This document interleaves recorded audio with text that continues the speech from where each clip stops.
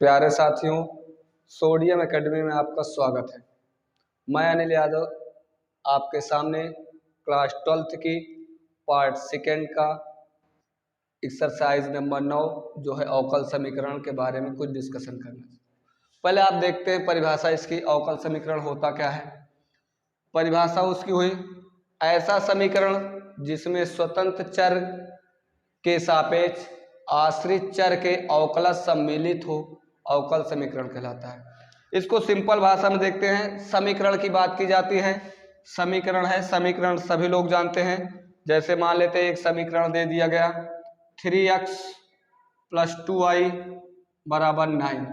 अब इस समीकरण में अवकल समीकरण की बात की गई, इसका अवकलन कर दिया जाए। अवकल गुणांक होता है dy/dx या d/dx आप बोलिए। y आश्रित चर होता है, उसका अवकल गुणांक dy/dx होगा। तो यहाँ से इसका अगर हम देखें तो इस प्रकार से मिलेगा dy/dx + 2x = 0 कर देते हैं। तो आज देख रहे हैं कि एक अवकल गुणांक इसमें उपस्थित है, प्रथम कोटि का, यानी पहला अवकल गुणांक है, प्रथम अवकल गुणांक। तो ये आपका हुआ अवकल समीकरण। अवकल समीकरण यानी किसी भी समीकरण में यदि उसका अवकल गुणांक उपस्थित होता है तो वह अवकल समीकरण हो जाता है।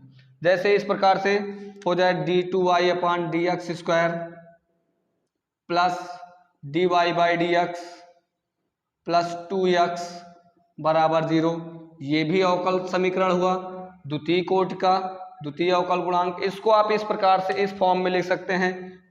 प्रथम अवकल गुणांक y' से भी डिनोट कर सकते हैं। y1 हुआ तब भी प्रथम अवकल गुणांक हुआ।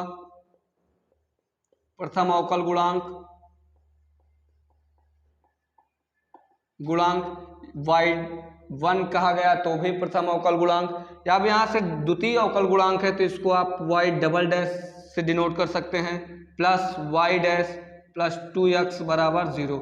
यानी किसी भी समीकरण का यदि उसका अवकल गुणांक उसमें उपस्थित हो, यानी dy/dx या d2y/dx² या d3y/dx³ उसमें उपस्थित होता है तो वह अवकल समीकरण कहलाता है।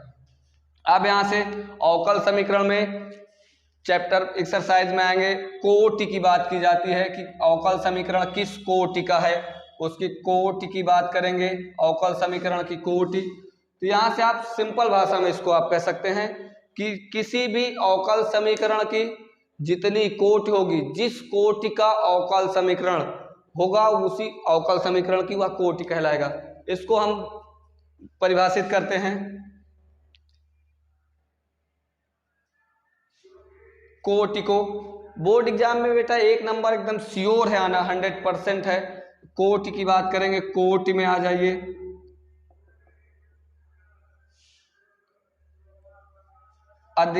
उच्चतम कोटि के अवकल गुणांक को, उच्चतम कोटि के अवकल गुणांक को अवकल समीकरण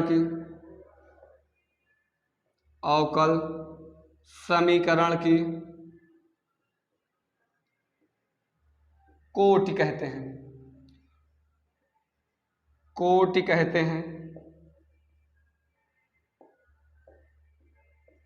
यानी जिस कोटि का अवकल समीकरण होगा आपका, जितना उसमें अवकल गुणांक उपस्थित होगा। जैसे अवकल देखते हैं d2y/dx² प्लस dy/dx + 2x = 0 कह दें तो इसका मतलब ये द्वितीय कोटि का अवकल गुणांक हुआ, यानी द्वितीय अवकल गुणांक है।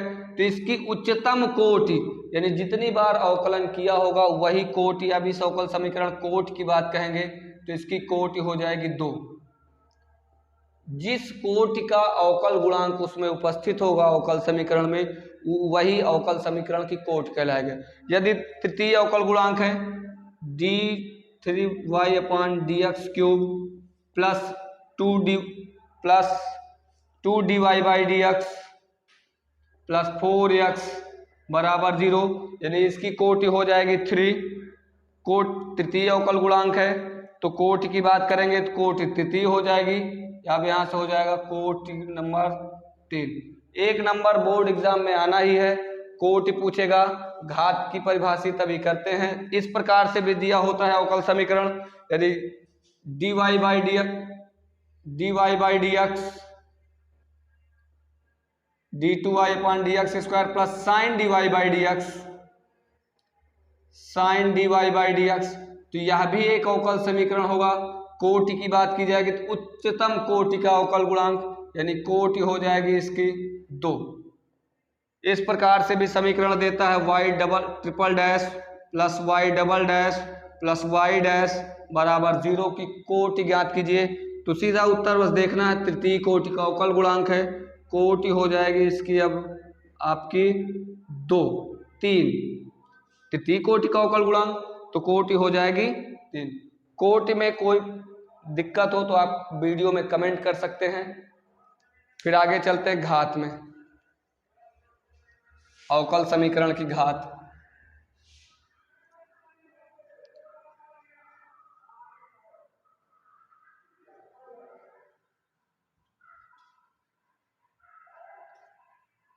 घात घात की परिभाषा होती है, घात कैसे डिफाइन करेंगे? किसी अवकल समीकरण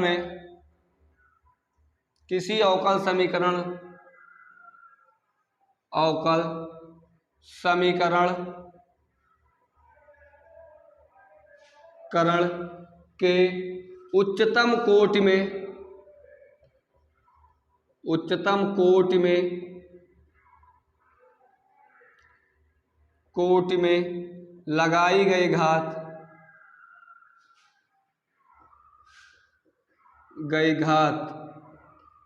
अवकल समीकरण की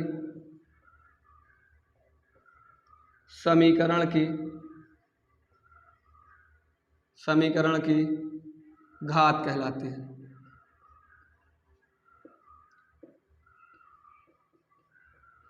कहलाती है। अब देखते हैं घात की उच्चतम कोटि।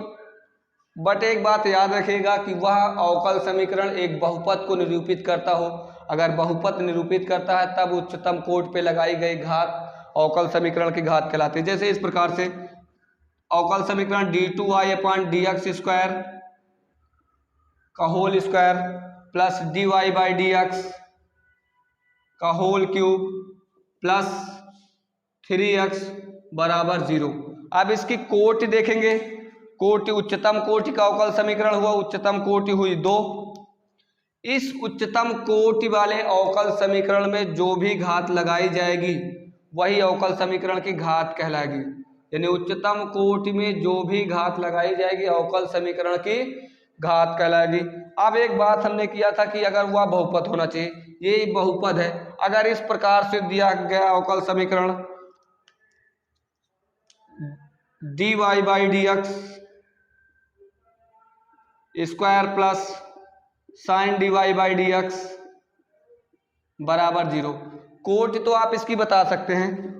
कोटि हुआ आपका प्रथम कोटि का अवकल समीकरण हुआ तो कोटि 1, लेकिन परिभाषा के अनुसार तो हम कहेंगे इसकी उच्चतम कोटि प्रथम कोटि का है, घात हुई 2। नहीं, ये एक बहुपद नहीं। किसी ट्रिग्नोमेट्री के कोण में यदि dy बाई dx लगा है तब वह बहुपद नहीं होगा। तो इसकी घात की बात की जाएगी तो घात इसकी परिभाषित नहीं कर सकते। घात इसका उत्तर होगा, घात परिभाषित नहीं है। बस इतना याद रखना है। यदि किसी भी त्रिकोणमिति में किसी ट्रिग्नोमेट्री फंक्शन के कोण में अगर अवकल गुणांक है तब वहां पास आपको सीधा बिना देखे समझे यही बताना है कि इस अवकल समीकरण की घात परिभाषित नहीं की जा सकती।